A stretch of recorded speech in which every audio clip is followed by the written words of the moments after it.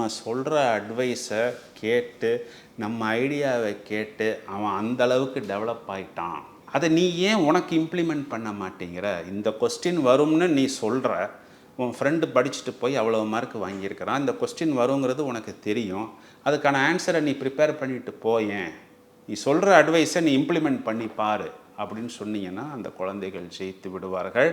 இவர்கள் குழந்தைகள் சம்பந்தப்பட்ட விஷயத்தில் புத்திரஸ்தானாதிபதி சுக்கிரன் 12ஆம் வீட்டில், அதாவது மேஷத்துக்கு 12ஆம் வீட்டில் உச்சம், அதே வீட்டில் இவர்களது அதிபதி புதன், அதே வீட்டில் இவர்களது ராசி அதிபதி புதன் நீசம் என்பதன் குழந்தைகள் சம்பந்தப்பட்ட விஷயத்தில் இவர்கள் செலவு செய்யும் பொழுது இவர்களது புத்தி என்பது செயல்படாமல் போய்விடுகிறது. அதாவது குழந்தைகள் நன்றாக இருக்க வேண்டும் என்று அள்ளி அள்ளி செலவு செய்கிறார்கள், ஆனால் அது எஃபெக்டிவாக அவர்களிடம் சென்றடைகிறதா அப்படின்னா அது ஒரு கேள்விக்குறிதான்.